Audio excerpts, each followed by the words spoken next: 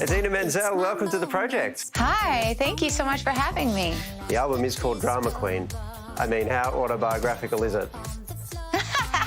Yeah, it's my reclaiming of the word, honestly. I kind of feel like, it obviously gets a negative connotation a lot, and for me, what could be better than someone that feels things deeply and boldly and is passionate and fiery and romantic and funny and very vulnerable and sensitive at times. So I'm owning that. And also, I have played a queen or two in my life, so yes, I indeed. think I'm entitled to call it that. Indeed you have. Are you a drama queen just in your day-to-day life, away from the stage, away from the screen?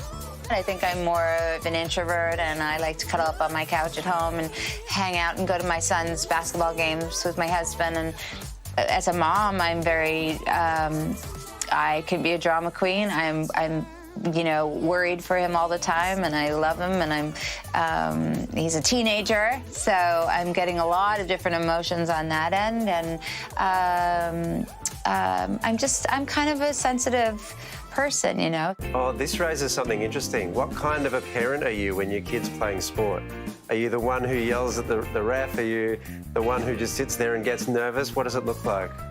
Well, you're talking to a parent that is also a singer who's known for a very wide range. Yeah. So I cheer, Yep. and I am loud, and I can place it in a very good place that other people cannot. And I can do it and not lose my voice because I know how to do it technically. So you can cut through the noise. I can cut through, but then my son hears it, and then he gives me a stink eye, and I've been told that I cannot talk during foul shots. Right. I have strict instructions about when I am allowed to cheer and when I am not. Okay, fair enough. Singing is obviously what you do. Do you remember the first time you decided or discovered that you loved it? I sang at this, I guess I could say it was this talent show. I sang The Way We Were. It was a little day camp. I could hear that the other parents actually, because they come from, I grew up in Long Island, New York, which is a place where everyone has a very strong accent. And people would say, Stewie, your daughter's got a real talent there. You gotta get her some singing lessons. Could you sing in that Long Island accent? I did, like The Way We Were. I sing memories like the corners of my mind.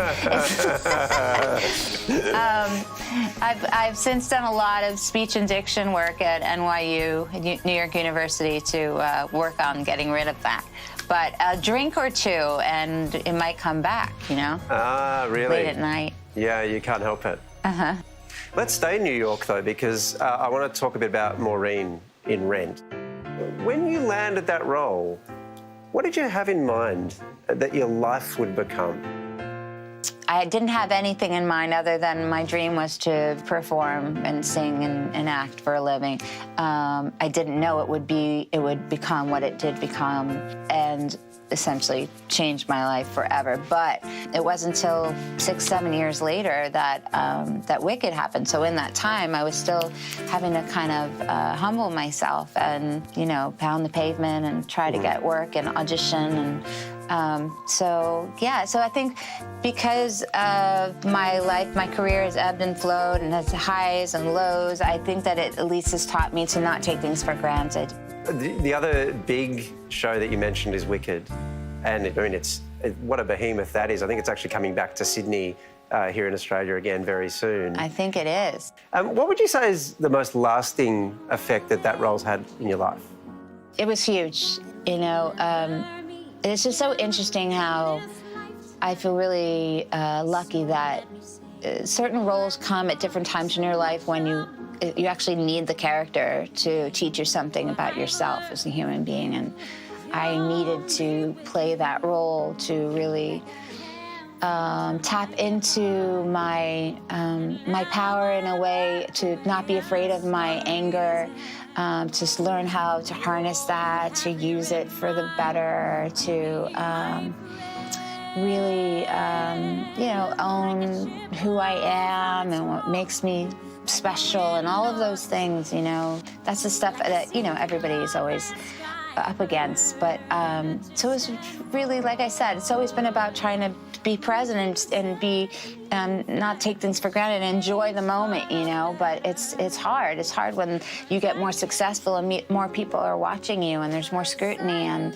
so the older I'm getting, the more that's kind of my journey and the stuff that I'm trying to get better at.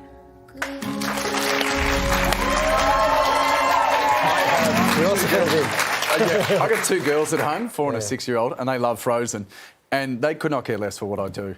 And then, but I think having a mate who met Elsa, this is the biggest thing that I've ever been a part of. This is your chance, buddy. Yeah, this is it. I'm finally going to impress him. Oh, yes. Very good.